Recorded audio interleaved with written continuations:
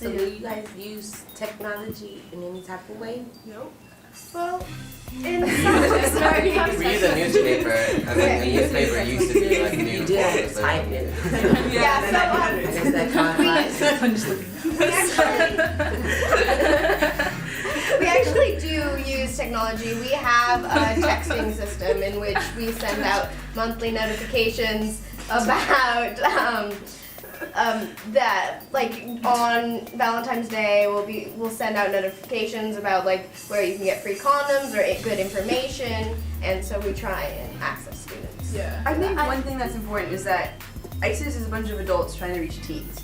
And the best way for adults to reach teens in a way that's relatable to them is through technology, because an adult standing in front of a group of teens has a different effect. I think just by the sheer age gap, they kind of lose an element that we have by being the same age. So to some extent, we don't need the same technology because we're already on that platform of being in their life just because we're like them in terms of age. So I think that like ISIS is trying to evolve at the time we get involved with technology, we're evolving just naturally because we're getting older. So it's kind of an interesting parallel that we don't really need a technology in order to do the same things.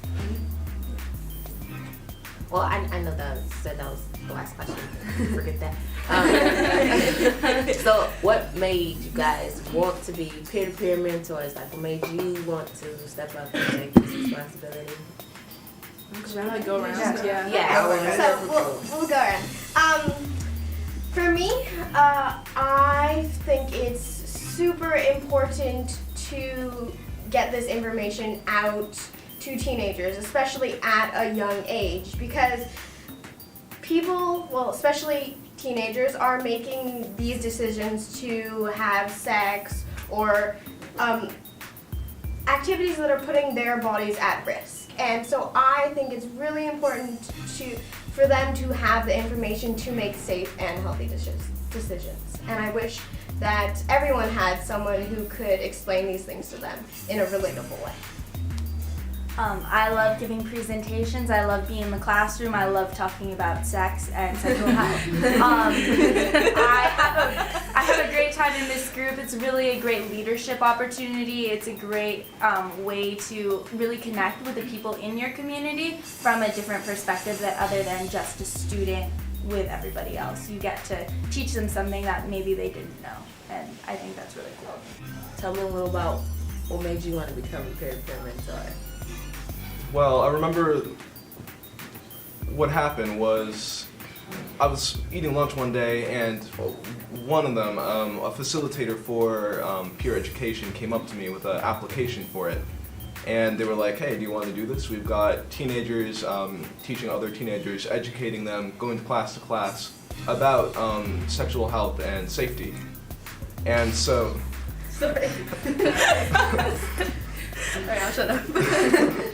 So I thought that was very interesting, and I didn't know beforehand that it existed peer education programs with teenagers going from class to class and being able to talk about this and have an open dialogue.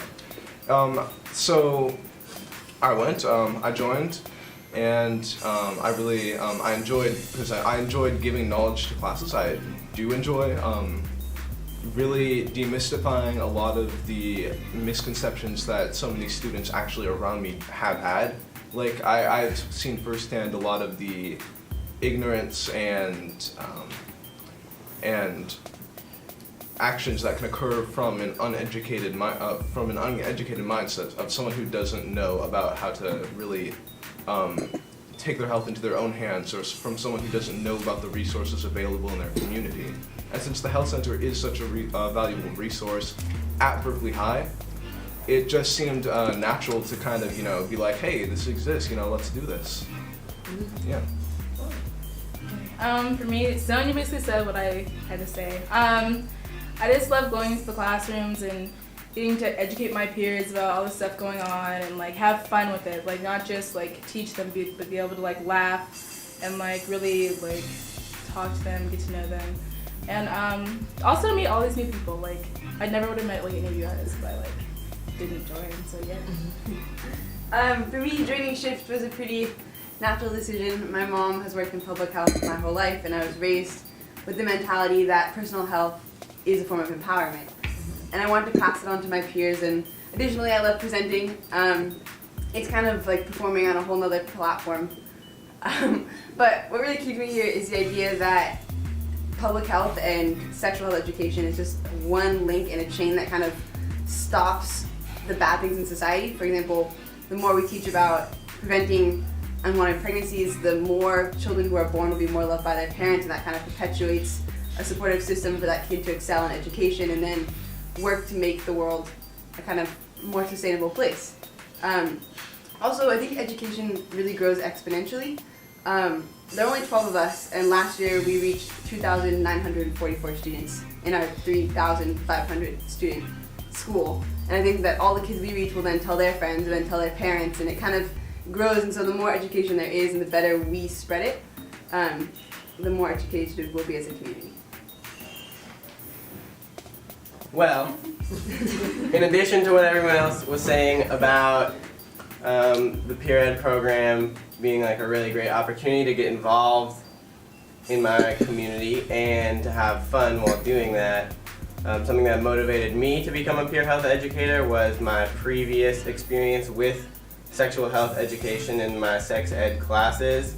I know that all of my sex ed teachers from 5th grade to 9th grade were all over the age of 45 and trying to scare us into not having sex by showing us really gross pictures of genitalia that were infected with various STIs, stuff that I probably wouldn't want to see, and I don't really think that that is an effective teaching mechanism, because you're not teaching kids how to be safe, you're just kind of trying to dissuade them, and you're, in a way, by scaring kids about sex, you're perpetuating certain myths by not addressing the questions that they may have.